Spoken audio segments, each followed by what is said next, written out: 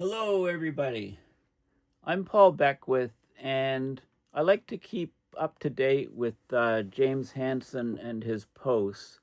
And in the last week or so, he's had two blog posts, um, one on forests, and the other one, which I'm going to focus on, is on the upcoming expected El Nino and how high it will likely drive temperatures, global average temperatures, if it occurs, even if it's a moderate El Nino. And if it does occur, it's a bit unusual in that it would be the first sort of back to back El Nino type situations. It would occur within 3 years of the previous one. I think that's only happened maybe once in 70 years or something like that. So it's very unusual. Um, and I guess one of the key questions is, we've passed 1.5 degrees Celsius above so called pre industrial. And, Hansen defines that as the temperature average between 1880 and 1910, that 30-year period, or climatology. So we've reached 1.6, 1.7. This next El Nino will probably drive us up to those temperatures. We reach that, over, on a month to month basis already. But if we reach, when will we reach it? We've passed 1.5 for over 2 years, basically. We've dipped slightly under that, but when will we actually reach 2 degrees Celsius? And Hansen says that the most likely situation for that, crossing 2 degrees Celsius above pre industrial, is in the 2030s. And so I'm going to talk about his recent posts and what that means for us. Okay, so this is his, this is just the Google images of James Hansen, Columbia University, with his trademark Gilligan's hat, I call it. This is the chart which I've shown you previously in a number of different videos, and it talks about how global warming has accelerated significantly.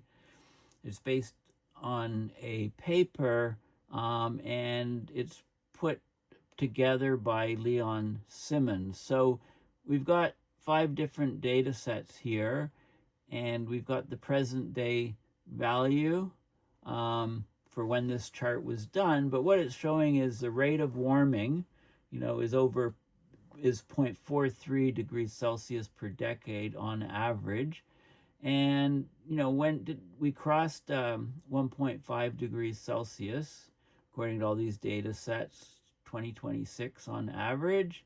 Most of them are 2026. It says 2024 here. When will we cross 2 degrees Celsius? So this is the consensus from the 5 different data sets.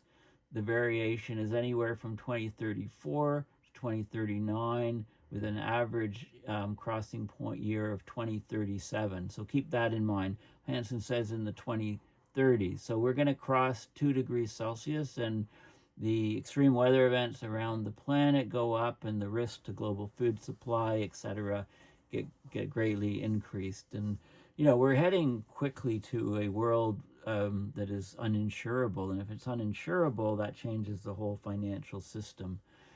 Crossing 2.5 degrees Celsius anywhere from 2044 to 2052, with a mean, the sort of mean of about 2048.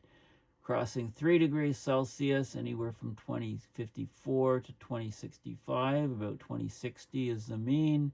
And then 3.5 anywhere from 2065 to 2077, so about 2072.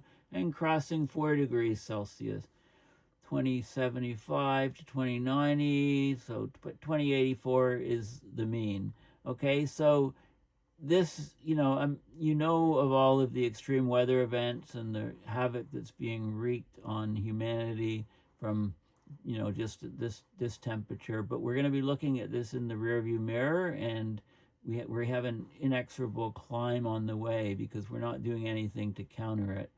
So the next sort of landmark benchmark crossing 2 degrees Celsius will be much sooner than you imagine.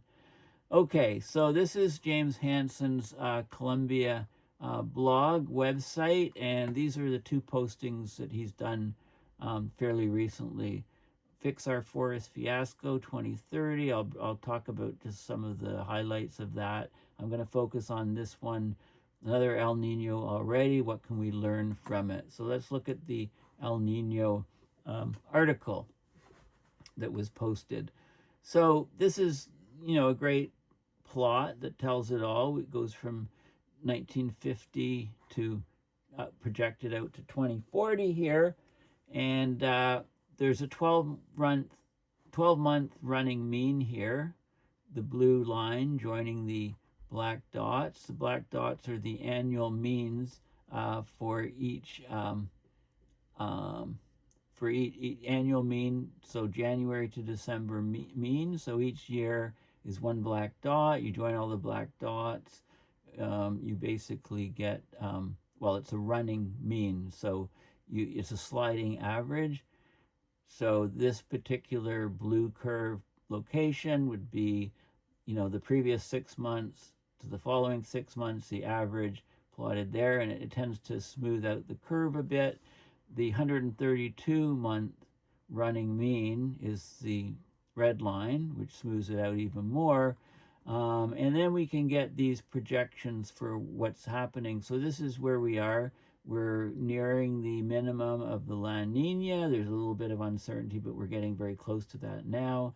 And it looks like we're turning around and we're going to projected El Nino, which should bring the temperature up to about 1.7 degrees Celsius or something. And you can see the previous peak we reached 1.6. That's for an entire year almost, according to this. Well, the 12-month running mean, I've just got a visit from Newton, by the way, is showing that 1.6 degrees Celsius. So we're heading up higher and higher. The projections, the linear fits, if you take a linear fit from 1970 to 2010, it's 0.18 degrees Celsius per decade. And you can see we're much higher than that. The fit from 2010 to present is 0.3 degrees Celsius per decade. We've got an acceleration of the warming. This curve is bending upwards, showing an acceleration of the warming. And then 2015 to present, 0.41 degrees Celsius per decade. Okay, so this was the 1.5 target, which we've already blown past already. So the next target that we'll blow past is the 2-degree target, and it's going to be sooner than you would imagine. Now, before I go on for the rest of this, I just want to bring you back to, so this fit here, 0.41 degrees Celsius per decade, that's 2015 to present. And if you go back here, you can see that the rate of increase, these numbers here, 0.43 degrees Celsius per decade. So Hansen's 0.41, is even lower than the mean of this. The variance is from 0.39 to 0.48 degrees Celsius per decade rise. Okay, so his numbers are, well within the range of what's on the chart. So another El Nino already. What can we learn from it? We seem to be headed rapidly into another El Nino. That's just 3 years after the last one.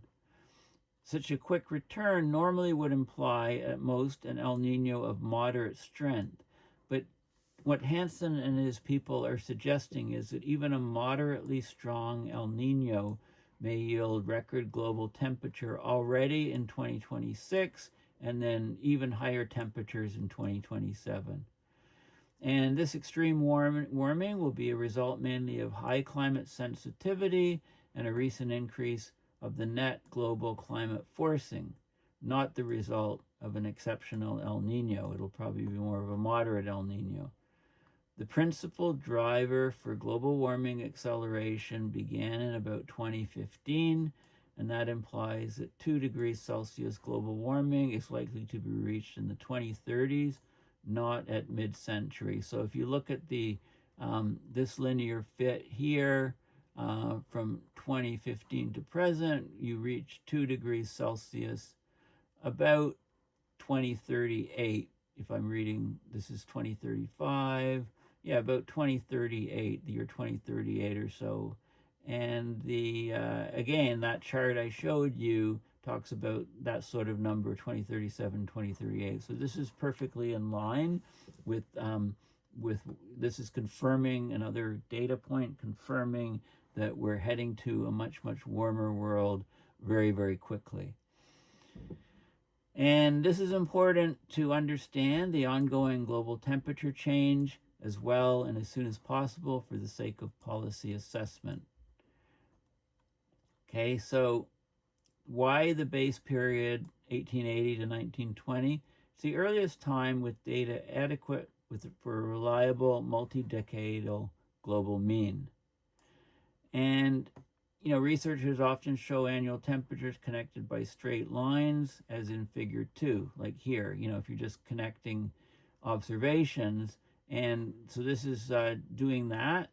And this is a bunch of different reputable groups here. And it's showing the projections for 2026. So under 1.5. So what he's arguing is if we go into this El Nino, we're gonna go much higher than that. Okay, so the 12-month running mean is preferable by Hansen. He says it takes out noise and seasonality of temperature change at any time of year. No need to wait until December to do the calculation. Okay, so the El Nino is coming. It looks like it's on the way. The El Nino La Nina cycle, so-called ENSO cycle, it's the main cause of global temperature oscillation in the figure that I just showed you. During La Nina phases, you get the east to west, east to west trade winds pushing warm surface water towards the western Pacific. That causes an upwelling of cold, deep water near South America. Okay, and the atmospheric circulation that occurs by this ocean temperature pattern, it reinforces the trade winds and it helps perpetuate the temperature pattern.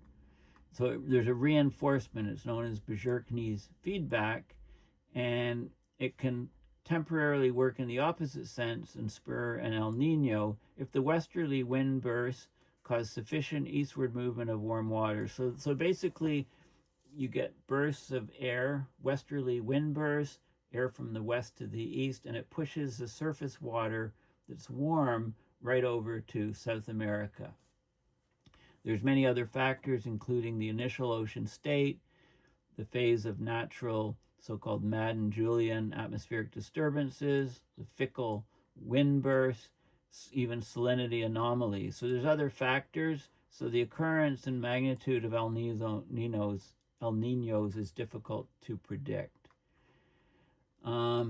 Says 2 years ago, when many doubted the reality of global warming acceleration, something's missing here. Anyway, Hansen in notes and papers noted the peak of the ongoing El Nino and the following La Nina Valley could help confirm the reality of global warming acceleration and assess whether average global temperature has already reached 1.5.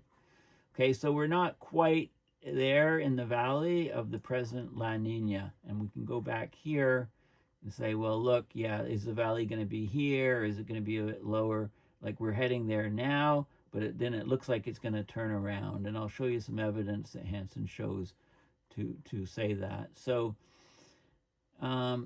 anyway, they projected back then a minimum of 1.4 Celsius to be achieved by the second quarter of 2026, and that would strongly support global temperature acceleration because that La Nina minimum is higher than any previous El Nino maximum in the past decade, which included a super El Nino. And you can see that. So basically these are the super El Ninos. These are smaller El Ninos. The La Ninas are at the bottom.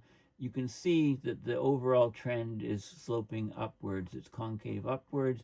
It's accelerating with the fluctuations from year to year, multi-year, due to the ENSO, state of ENSO.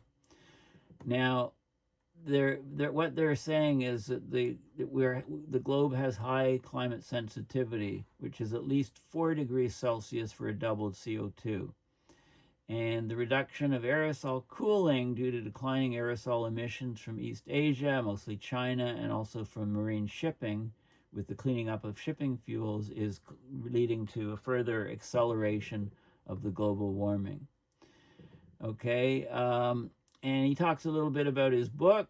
He says it's long overdue. We're all looking forward to this coming out, and I think I really have high hopes. It's going to be an awesome book. But anyway, I think he's explaining that the previous best estimate of climate sensitivity, 3 degrees Celsius for doubled CO2, is pretty low. It's going to be climate sensitivity in truth is at least 4 degrees Celsius for doubled CO2. And you need to account for aerosols, the role. Okay, a lot of the models didn't give much role for aerosols in the steady, rapid global warming that began about 1970. So we're talking about the global climate models, the IPCC reports, etc. But they look at 4 independent evaluations in the Hansen work, and they find a climate sensitivity of at least 4 degrees Celsius for doubled CO2. This is a very significant finding. Now, these are the Nino 3.4. That's the zone in the middle of the Pacific, equatorial Pacific, where you look at sea surface temperatures, and that's used to determine where we are in the ENSO cycle. So this is the sea surface temperature anomalies from 1950 up to present day, basically from two different data sets. Okay, and you can see 0 is neutral state, plus 0.5 or minus 0.5 Celsius are the cutoff points. Above 0.5, you're in an El Nino. Below minus 0.5, you're in a La Nina. And here we are. These are a couple super El Ninos. And another large one here, and we're near the bottoming of the La Nina cycle in both of these data sets. So we're okay. So the tropical Pacific Ocean is presently in its cool La Nina phase, but climate models suggest it will move into the El Nino phase later this year. It's the principal source, this cycling, for interannular variability of global temperature. And they look at the Nino 3.4 region of the tropical Pacific Ocean to get the status. We must be aware that Nino 3.4 SST is no longer natural because human-made global warming affects SST everywhere. Global warming exaggerates the recent El Nino strength, and it reduces the depth of the La Ninas. For example, the 2015 to 16 El Nino appears in Figure 3 to be stronger than the 1997 to 98 El Nino of this century, but relative to surrounding ocean temperatures, the 2015 to 2016 anomaly was much less than 97 to 98. So this is looking, it's comparing the present El Ninos to this one here. This was like the mother of all El Ninos, if you like. There's a relative oceanic Nino index subtracting the SST anomalies, and that's shown in this one, and that kind of clarifies things. This was a massive El Nino back here, and this was also a very large one here, but it kind of, you can see the slight differences when you subtract out the overall sea surface temperature background from climate change. You can see that this one is actually larger than this one, whereas this shows the opposite here. That's all he's showing there, so some of the details. So there's the National Center for Environmental Prediction, the NOAA NCEP. Forecast suggests that the El Nino may begin by early summer this year. it might reach plus 0.5 degrees Celsius by June of 2026 to be classified as an El Nino, and that's from the most recent data. But, you know, there's skepticism as to whether it will develop into a strong El Nino, the one that's coming, because we had an El Nino just 3 years ago. There's no example in the past 75 years of strong El Nino separated by only 3 years, perhaps because of the time required for the ocean to replenish the heat lost during an El Nino. So, you know, if we do get an El Nino, it's like 3 years since the last one, and there's no example in the records that it would be a strong one. So it'll probably be more like be a moderate one. What's the prospect of getting a moderate El Nino this year? When he talks about the Kelvin wave, the temperature wave crossing the Pacific. You know, it may peter out as it did in 2022, but we don't know. It may not. So this is a forecast of the Nino 3.4 SST anomalies, degrees Kelvin. It's a change, so that, you know, degrees Celsius. So it looks like, you know, if we cross the 0.5 line, anything above here is El Nino, classified as an El Nino. In this range from here to here, it's an El nothing or neutral state. And this is so there were two forecasts here. This forecast, the first forecast was in January 26th, and then the next one was February 2nd. And you can see, so you can see the trends. I mean, there's a bit more spread, it seems, but the average line here is showing, you know, it's showing crossing 0.5. This is April, May, June. This is over here, May, April, May, June. So March, April, May, June, March, April, May, April. So this is a sliding, this is like 3-month sliding scale. So May, June, July. Over here, crossing 0.5 is just eyeballing it, is somewhere around here. So May, June, July. So about June probably. So there's other, so he looked at some more details. He looks at the water temperatures, the top 300 meters of the ocean. Right, if you take more volume of water, the changes are smaller because water retains a huge amount of heat. And so this is the sea surface temperature anomalies, you know, and this is the temperature anomaly. So this is the Nino 3.4 sea surface temperature, and this is the equatorial upper ocean. If you take 0 to 300 meters, that's about almost 1,000 feet deep into the ocean. You can see the anomalies from the different cases. The upper ocean heat, there's a longer lead time, right? It takes a long time to heat water, so looking at that metric can be very valuable. And it's continuing to rise, so a significant El Nino becomes more likely, but there's many instances in which the 300-meter anomaly reached 1 Celsius without achieving an El Nino. So there's still uncertainty. And he talks about some of the previous predictions, you know, an article, global temperature in 2025, 2026, 2027. They projected, you know, what would happen. They inferred that global temperature, after reaching a minimum of about 1.4 in the first half of 2026, will rise to about 1.7 in the first half of 2027. Okay, as spurred by even a moderately strong El Nino. So we're looking at potentially, you know, 1.7. If we go back, that's where these data points are.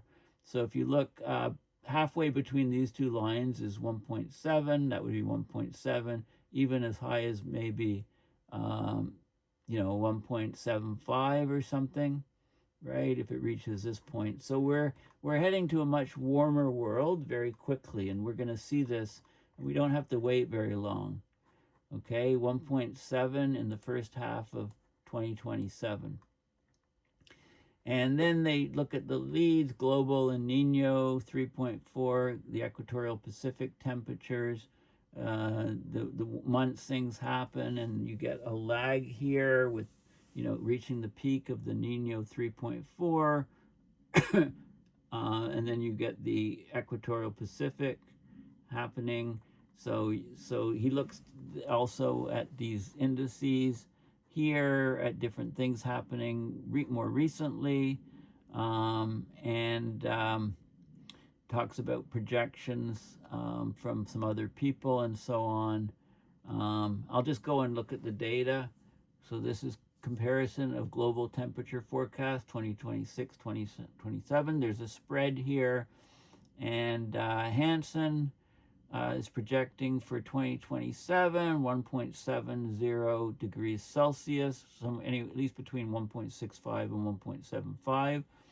This is his prediction. This is a previous prediction for 2027 down here by Hansen.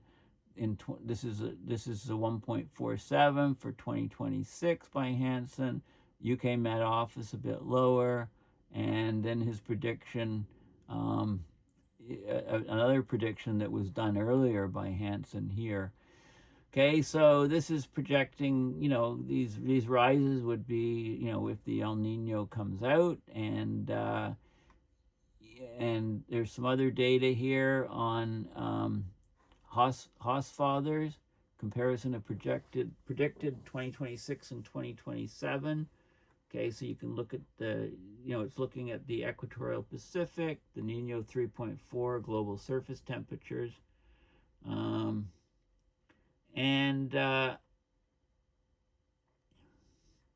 Yeah, so there's lots of stuff there. And then he gets into some of the reasons why we're getting this acceleration of warming. Okay, why are we getting and he talks about the big, huge impact of aerosol cooling. Okay, so the bottom line is we're reducing aerosols over China. We're reducing aerosols over the oceans from tightening sulfur content in shipping fuels, because those aerosols, basically air pollution, cause a lot of human fatalities and respiration problems. But the effect on climate is very, very nonlinear.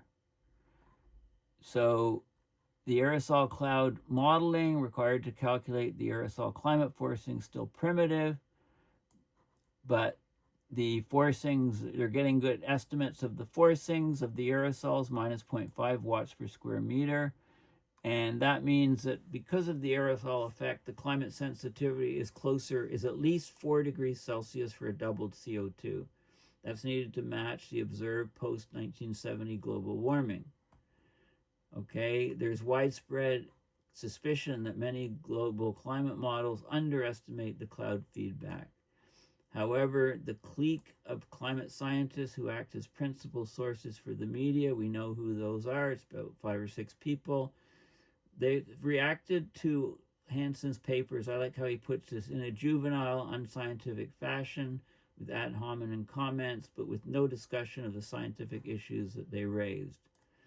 Okay, so this is ongoing, and this is a huge problem, the concentration of media to just a few sort of talking heads. This is the forcing in watts per square meter per year, the changes due to ozone and different gases. N2O, CH4, CO2, the primary greenhouse gases, there's CO2. This is the addition of methane on top, and N2O, and compares to some of the models, the IPCC models. But one of the key things is this is the emissions in megatons of sulfur dioxide per year. How it peaked up here in the mid 70s, and how it's been dropping significantly recently.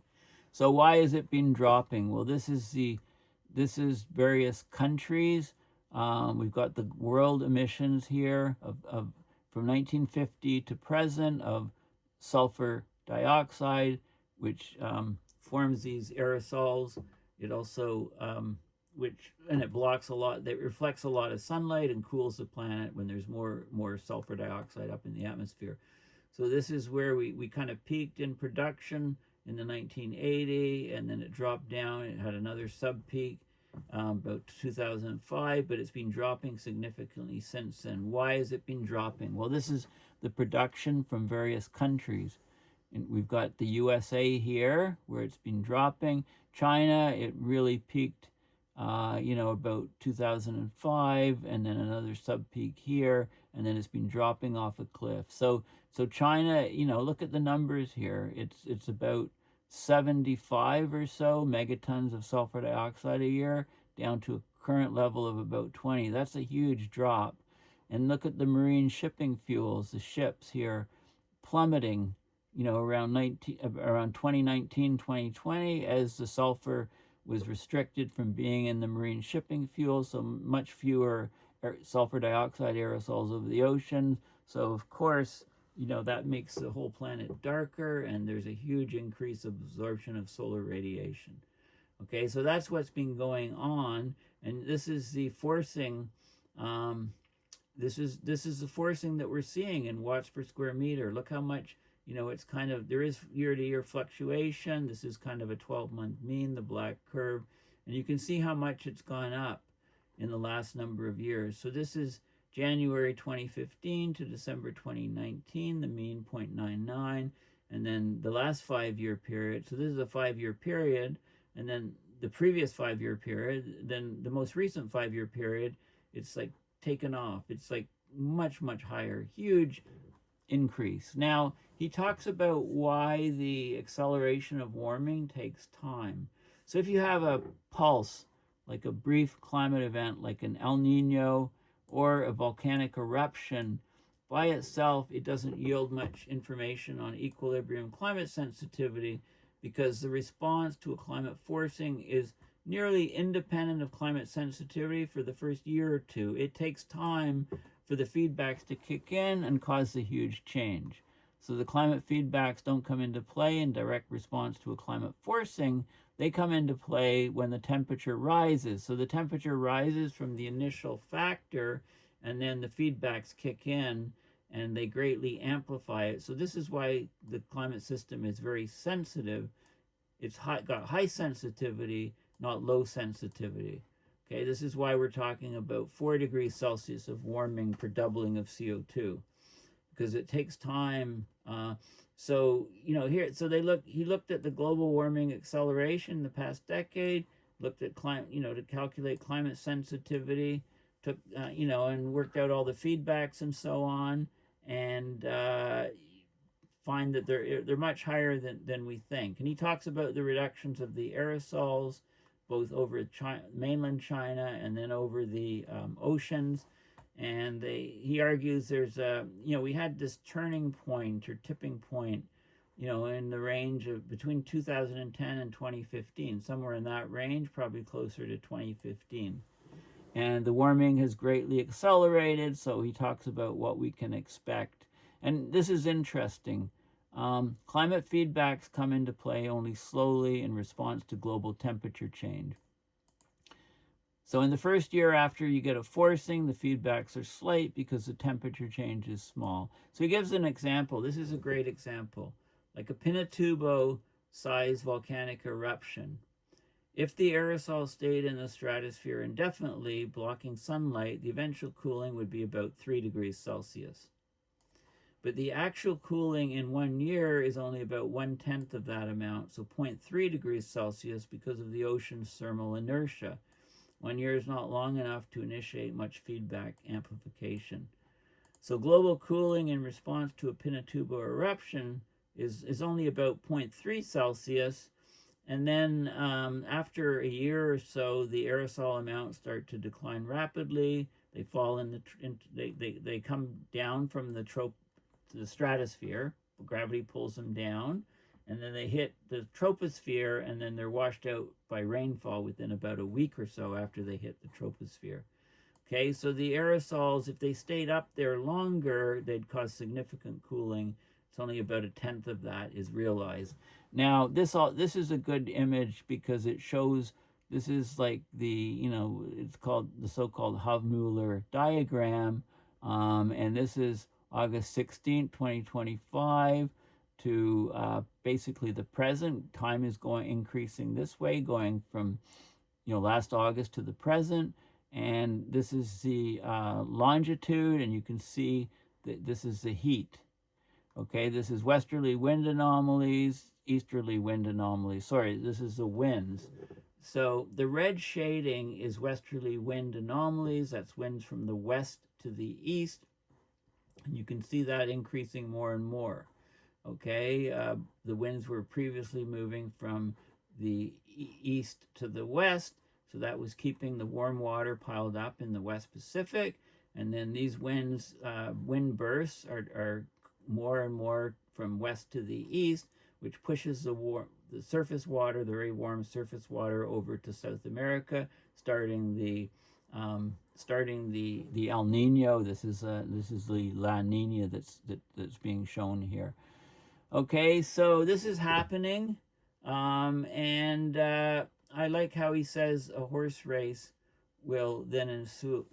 Like, we have to first see whether an El Nino is occurring. That'll be clear in the next few months, and then the water will slosh across. We may get a substantial El Nino only 3 years after the last one, for the first time in 75 years, and then a horse race will ensue. Their bet, Hansen's arguing that based on evidence for high climate sensitivity, we could even reach annual mean record warmth in 2026 and surely in 2027. He said this is a sort of bet that one prefers to lose. And then he talks about this guy, George Jones, who did a video called The Race Is On back years ago. And basically, he said, he realized in the video, and he talks about it, the race is on, the winner loses all. Okay, so this is a race that you don't want to win, you want to lose it. And then Hansen gives a little glimmer of hope here. Don't be too pessimistic, because the evidence for high climate sensitivity grows. So what we're going to see is a rapid increase. In the next 5 to 10 years, we're going to see a rapid increase in temperature. We're going to get more and more pressure. The climate is going to wreak more and more havoc, such that there's going to have to be policy action. As global temperatures approach 2 degrees Celsius, he says the current flippant attitude, 1.5 isn't so bad. We can deal with 3 of people who should know better will dissolve. That attitude is going to dissolve. And people are finally going to understand, hopefully, the danger of passing the point of no return. So, he talks about, that's the world we live in. Politicians can't see past the end of their nose the next election. Young people understand that and have the potential to affect the future. So, this is why we're talking about a horse race. What's going to happen. And these are all the links. So anyway, this is an excellent Hansen blog as usual. And I'm just going to mention this other one here, though I've kind of run out of time. Fix Our Forest fiasco. There's a bill that the Senate's looking at called Fix Our Forests Act. And the idea is that you can do lots of cutting of trees or so on. The pretense is that that'll reduce wildfire risks and improve forest health by thinning the forest, but of course that's nonsense. So this is an area that was clear cut. Heavy machinery compacts the soil. It's hard for trees to grow. There was a wildfire in this region, and then it was clear cut, and this is what happens, the resulting of it. This is an area that wasn't yet logged, and they had the fire. You can see the trees damaged, and look at all the growth already. So it regrows on its own. So there was an article by James Hansen and his lawyer, who we've had on Climate Emergency Forum many times, Dan Galpern, about the logging bill masquerading as wildfire protection. So well worth reading this article and checking out the previous link on silent forests. So thank you for listening. Please consider going to my website, paulbeckwith.net, and donating to PayPal to support my research and videos. Thanks again, and bye for now.